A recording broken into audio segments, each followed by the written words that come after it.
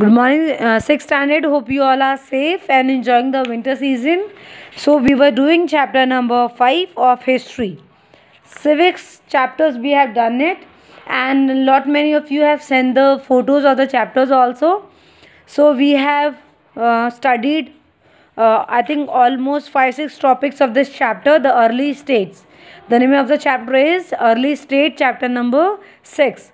We have discussed about the political system, the Janpads, Mahajanpads, fortification, expansion of territories, maintaining the armies, taxation, currency and growth of trade, development in agriculture. We have finished. So today we have to start with page number 47, the social evil of class discrimination. Social evil means what? It means the things which are there in the society, which is prevailing in the society and hammering the society to go to a growth period, or going to a means there is no development in the society because of these social evils. So society में development नहीं हो पा रहा because these things are there in the society. Like कुछ लोग सोचते थे कि औरतों को बाहर नहीं जाना चाहिए, काम नहीं करना चाहिए. कुछ लोग सोचते थे कि लड़कियों को पढ़ना नहीं चाहिए. So these are the social evils जो हमारे जो society को बढ़ने नहीं दे रही. So at that time also these social evils were there. Like we have studied in chapter number 5 Vedic period that the society was divided into 4 varnas. जो हमारी society थी वो 4 वर्नाज में डिवाइड थी. ब्राह्मण्स थे, क्षत्रियास थे, शूद्रास थे एंड वैश्यास थे. एंड चारों जो सोसाइटी थी, चारों डिफरेंट ग्रुप्स थे, उनके अलग अलग काम थे. भले ही ब्राह्मण का जो बेटा है वो उसके अंदर कोई भी क्वालिटी ना हो ब्राह्मण्स वाली, but still he has born in that family, so he will get the privilege. और जो क्षत्रिय है, जिनको हम वॉरियर कहते हैं, जो लड़ते हैं, अगर उनका बेटा भले ही कमज़ोर क्यों ना हो बट फिर भी वो वॉरियर ही कहलाएगा. सो सोसाइटी में जो जिस फैमिली से बिलोंग करता था, पहले की बात है, वो उसी फैमिली से बिलोंग करता था, उसको उसी टाइप के प्रिविलेज भी मिला करते थे, भले ही वो उसके काबिल हो या फिर ना हो. सो it is मतलब we can say that some of the things are still in the society. So social divide became and severe that the Brahmins took it as it was birthright to gain and impart education. So जो Brahmins थे वो क्या बोलते थे कि वो उनकी वो okay. So we were saying that जो Brahmins की फैमिली के बच्चे थे, they were having the birthright, means वो उनके घर में अगर पैदा हुए हैं तो उनका यही काम है to give the education to the people.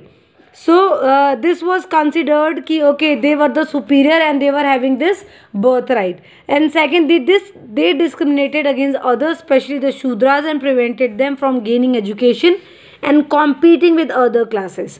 किस तरीके से डिस्क्रिमिनेट करते थे? पहला जो ब्राह्मण्स था उनका बर्थ राइट था to give the education. Second, वो कभी भी अपने साथ शूद्रास को नहीं रखते थे और शूद्रास को एजुकेशन लेने नहीं देते थे और ना ही अपने साथ कॉम्पीट करने देते थे. Shudras were the 4th class, जहाँ पे उनको कोई राइट नहीं मिलती थी. उनको ये जो काम है, ये क्लीनिंग वगैरह, रोड साफ करना, गटर वगैरह, ये काम किसके होते थे? शूद्रास के होते थे. तो उनको कभी ब्राह्मण्स के पैरेलल नहीं रखा जाता था. Third was marriages between the different varnas were unacceptable in the society. Now it was said कि डिफरेंट जो सोसाइटी थी उनके बीच में जो शादी थी वो भी एक्सेप्टेबल नहीं थी. फॉर एग्जाम्पल, जो ब्राह्मण है वो क्षत्रिय से शादी नहीं कर सकता, ब्राह्मण घर में ही शादी करेगा. सो ये भी एक तरीके से क्या है, हिंड्रेंस है in the society. Next for religious ceremonies remained incomplete without the presence of a Brahmin. Religious ceremonies मतलब जैसे यज्ञ हो गया, हम कोई भी पूजा करते, कोई भी काम करने से पहले पूजा करते हैं, है ना. घर बनवाते तो पूजा करते हैं, कुछ नया सामान लेके आए तो हम पूजा करते हैं. तो ऐसा कहा जाता था कि कोई भी जो रिलीजियस सेरेमनी है, पूजा वगैरह, उसमें बिना ब्राह्मण के आए वो चीज़ें कंप्लीट नहीं होती थी. मतलब हर जगह उनको बुलाया जाता था, तभी वो काम सफल या फिर कहते हैं कंप्लीट कहा जाता था. And the last one, the commoners were not allowed to gain the knowledge of the Vedas and other religious scriptures. Commoners means the other जो वर्णाज जो लोग थे ब्राह्मण्स को छोड़ के, उनको बोलते थे कि आपको वेदा का नॉलेज लेने के आप हकदार नहीं हो, because it was just for the Brahmins only. So in this way the higher classes, the higher caste, that is the Brahmins, they were getting all the privilege as compare to other sections. They were the Shudras and the Vaishyas, they were not getting the benefits. जो और दो classes थी society की, उनको कोई भी benefit नहीं मिल पा रहा था. सारी की सारी चीज़ें किसको मिल रही थी? ब्राह्मण्स को. तो ऑब्वियसली हमारी सोसाइटी के लिए क्या है? एक ईविल है. Okay, now the scientific development. Scientific development means यहाँ पे आपका टेक्नोलॉजी आना शुरू हो गया ना. इस टाइम में आयरन बहुत ही कॉमन हो गया था. आयरन मतलब लोहा. हर एक चीज़ में, हर एक टूल में आयरन यूज़ होने लग गया था. Like the making weapons like sword, daggers, spears, tipping of arrows, metal, ये सारी चीज़ों में क्या यूज़ होने लगा? मेटल यूज़ होने लग गया था. Now, extraction of chemical out of herbs by taking advantage of the teachings of the Atharvaveda help medical science of Ayurveda to progress. Now, किस तरीके से हर्ब्स, जड़ी बूटियों में से औषधि निकालना है, ये हमने कहाँ पे पढ़ा? अथर्ववेद में पढ़ा. और यही आगे जाके आयुर्वेद में इस्तेमाल होने लगा. आपने देखा को होम्योपैथिक जो दवाइयाँ होती हैं, जो आयुर्वेदिक दवाइयाँ होती हैं, जो पतंजलि के प्रोडक्ट्स हैं, वो क्या सारी हर्बल हैं. I am giving advertisement of any kind of brand. I am just saying कि हम अगर हर्बल चीज़ें लेते हैं, आपने अगर देखा होगा, आप बीमार होते हो तो मम्मी क्या करती है? हल्दी डाल के देती है, क्योंकि एक हल्दी क्या एक आपका मेडिसिनल प्लांट है, जिसको आप अगर दूध में डालते आपका कफ एंड कोल्ड सही होगा. या फिर आप जिंजर खाओ, जिंजर खाने से भी आपका कफ एंड कोल्ड कंट्रोल में होता है. तो ये सारी हर्ब्स हैं. तो बहुत सारे लोगों ने इन चीज़ों के बारे में पढ़ा और ये हमको बहुत ज़्यादा काम भी आई. Okay, so these were the things which were there at that time. Okay, now अब हम पढ़ने वाले हैं अर्ली स्टेट्स. अब हम स्टेट्स के बारे में पढ़ने वाले जहाँ पे ये सारी चीज़ें हुई थी. वो कौन कौन से पहले ऐसे स्टेट्स थे जहाँ पे आर्मी मेंटेन हुई, टैक्सेशन हुआ, development in agriculture, scientific development, ये कौन कौन से स्टेट्स में हुए, अब हम वो पढ़ने वाले हैं. It is there on page number 48. Page number 48 में है. ये पहला स्टेट है आपका Magadh. So Magadh was one of the 16 mahajanapada of the kingdom in ancient India. Magadh वो पहला ऐसा है जो 16 महाजनपद के अंदर आता है. The central part of this kingdom और located in modern day Bihar. Magadh कहाँ पे है? प्रेजेंट में वो बिहार में है. I am showing you the map. ये दिख रहा है आपको, ये पिंक वाला एरिया, दिस इज मगध. जो पहला स्टेट था वो कौन सा था? मगध, जो प्रेजेंट डे क्या है? बिहार है. तो ये डिफरेंट स्टेट्स के नाम चेंज हुए हैं. अभी आप देखोगे बहुत सारे स्टेट्स के नाम भी चेंज हुए हैं. आप अभी महू देखोगे तो महू को हम क्या बोलते हैं? महू ना बोल के अम्बेडकर नगर बोलते हैं. ठीक है. नाउ इलाहाबाद को हम क्या बोलते हैं? प्रयागराज बोलते हैं. ठीक है. पहले तमिलनाडु की कैपिटल थी चेन्नई, उसको हम पहले क्या बोलते थे? मैड्रास बोलते थे. सो बहुत सारे नेम चेंज हुए. So this is your homework कि कुछ 5 स्टेट के जो पुराने नाम थे वो आपको मुझे मैसेज करके बताना है. 5 आज के नए स्टेट्स, उनके पुराने नाम क्या थे. ठीक है. आप बिहार, इलाहाबाद, इन सब के भी नाम रिपीट कर सकते हो. ओके. सो जनरली जो बिहार है वो कहाँ पे लाई करता है? जहाँ पे रिवर गंगा बहती है. ठीक है. So Magadh first capital was Rajgir. Magadh की कैपिटल क्या थी?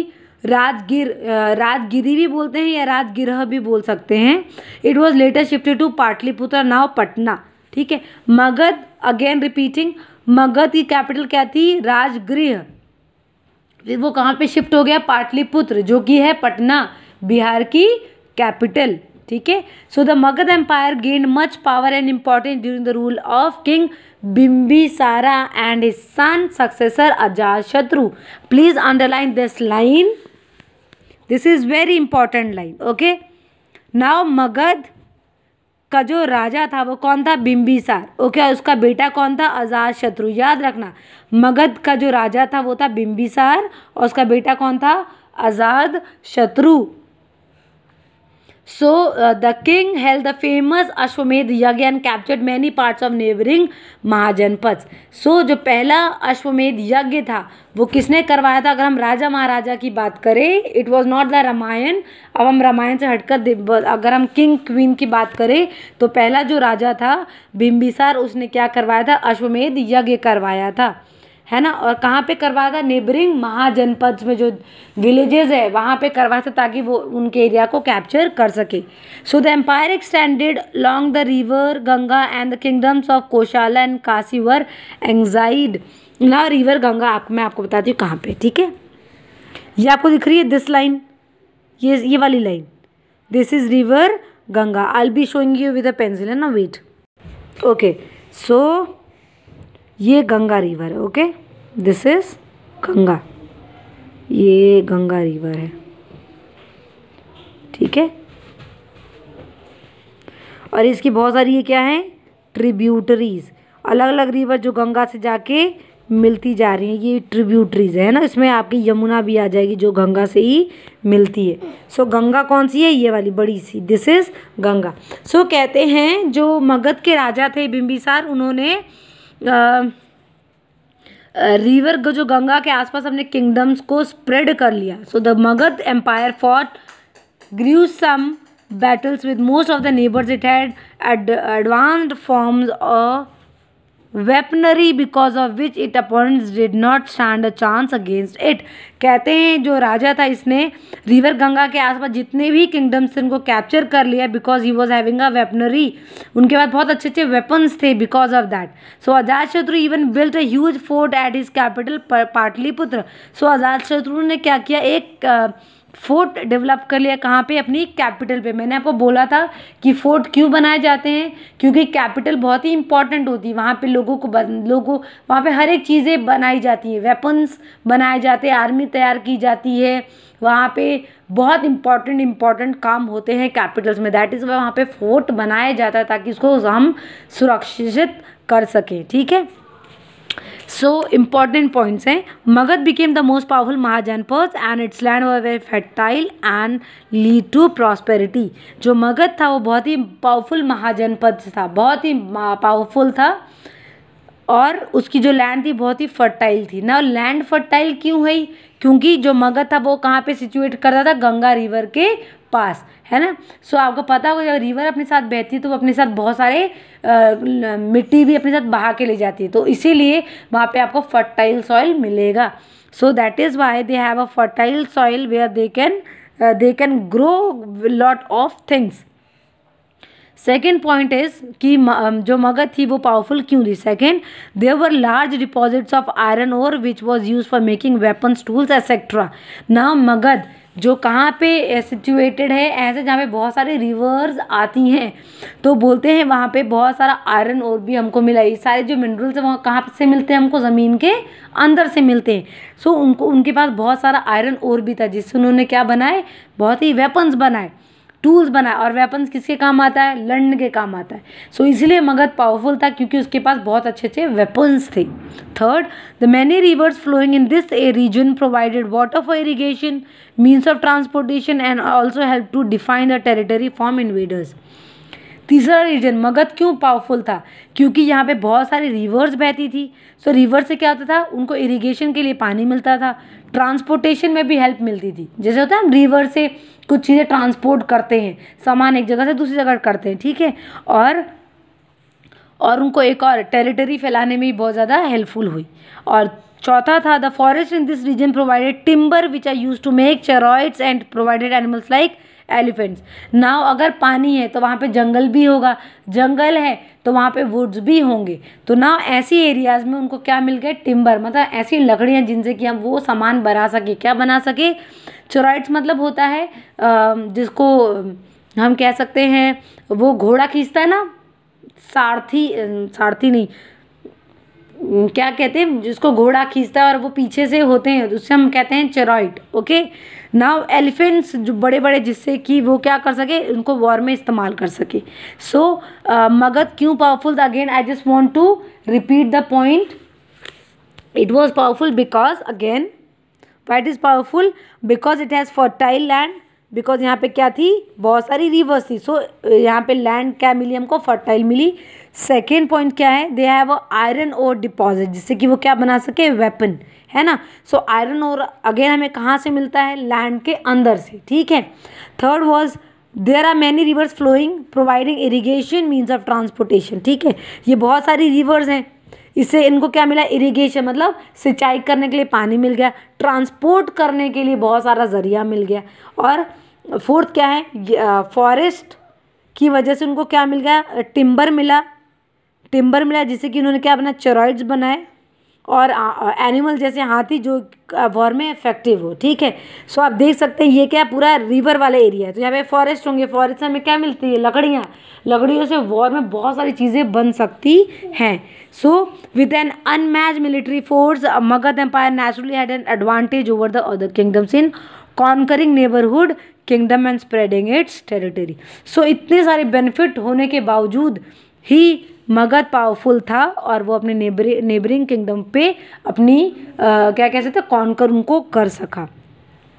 So the powerful rulers use the benefits of land and resources to their advantage and maintain efficient administration. Rulers कैसे थे? पावरफुल थे, उनके पास लैंड था, रिसोर्स है, everything they were having. So उनका एडमिनिस्ट्रेशन बहुत ही अच्छा था। So this led to Magadh being accepted as the most powerful and 16 Mahajanapada. सो जो 16 महाजनपद थे, मैंने आपको स्टार्टिंग में पढ़ा, 16 महाजनपद में जो पहला पावरफुल महाजनपद था वो था Magadh, because of this region which we have studied. Okay, now Vajji is left, small lines are there which I am going to read it now. Okay, Vajji was another mahajanapada but it was very different from Magadh. Magadh से बहुत ही different था। अब हम पढ़ेंगे विजी कहाँ पे है in the map which is there on page number 45 में हम देखेंगे विजी कहाँ पे, ठीक है। अभी हमने किसके बारे में पढ़ा? अभी हमने पढ़ा ये, this is map on page number 45 में हमने क्या पढ़ लिया? मगध पढ़ लिया, ठीक है।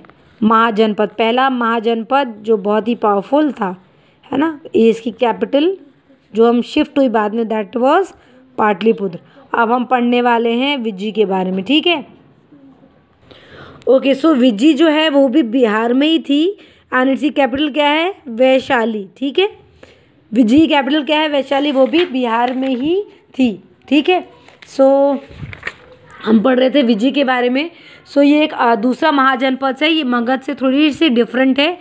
It is also located in Bihar only, north of Ganga river, and it's capital was Vaishali, ठीक है। नाउ इसकी कैपिटल क्या है? वैशाली। और मगध की जो कैपिटल है वो कौन सी थी? राजगृह, जो क्या थोड़ी देर बाद शिफ्ट होके पाटलिपुत्र बन गई थी। और विजय की कैपिटल क्या है? वैशाली, ठीक है। It is also in Bihar only. Magadh भी बिहार में है और ये भी बिहार में ही है। So this mahajanapada consist of 8 clans और jans to form a confederations. Now ये महाजनपद किससे बना था? 8 क्लैन और जन से बना हुआ था। So out of this Lichchhavi was the most powerful. Lichchhavis बहुत ही ज़्यादा पावरफुल थे ना, इसमें महाजनपद में लिच्छवीज बहुत ज़्यादा पावरफुल थे। So it will consist of several sanghas. In a sangh there are many rulers. They all came together to perform various rituals and used to make policy decision together. Now Licchavis कौन? संघ मतलब होते हैं बहुत सारे लोग, जो जैसे आपके जो बुद्ध थे, लॉर्ड बुद्धा, वो भी लिच्छवीज फैमिलीज के ही थे। तो ये लोग क्या थे? ये एक संघ फॉर्म करते थे जिसमें बहुत सारे रूलर आते थे, और ये लोग रिचुअल्स परफॉर्म करके सारे डिसीजन इन्हीं के द्वारा लिए जाते थे। Okay, so they maintain a republic form of governance. इसमें कोई एक रूल नहीं करता था। Like in Magadh Bimbisara was ruling, but in Vajji lot many people like sangh was ruling the this mahajanapada. So यहाँ पे कौन सी फॉर्म थे? रिपब्लिक फॉर्म ऑफ गवर्नेंस, जहाँ पे लोगों के द्वारा लोग चुने जाते थे। मगध में क्या थी? मोनार्कियल फॉर्म ऑफ गवर्नेंस, क्योंकि वहाँ पे कौन रूल करता था? राजा। This is very important line कि Magadh was an monarchial form of governance where Bimbisara was ruling and as compare to Vajji it was a republican form of governance where the people elect their rulers. जो संघ बने थे वो लोगों के द्वारा चुने गए थे। So the lack of coordination between large number of kings made them weak over a period. So बहुत सारे लोग थे तो क्या हो गया, बहुत सारे लोग होने के बाद उनके डिसीजंस भी अलग अलग होने लगे। इसकी वजह से जो ये थी महाजनपद वो क्या वीक हो गई और ये मगध की तरह आगे नहीं चल पाई। अगर एक राजा रूल कर रहा है तो हम उसी का डिसीजन, वही अपना डिसीजन फाइनल होगा। बट जब 5-6 लोग होते तो डिसीजन उनके ऑब्वियसली अलग अलग ही होंगे, तो कौन सा डिसीजन को माने ये बहुत ही डिफिकल्ट टास्क होता है। सो दैट इज़ वाई जो विजी थी वो उतनी पावरफुल नहीं हो पाई as compare to Magadh. So this completed your chapter. So for the homework for you people is कि आपको 5 कोई भी स्टेट के पुराने नाम मुझे व्हाट्सअप करके सेंड करना है। So tomorrow I will be sending you the video plus the book exercise also. Thank you class.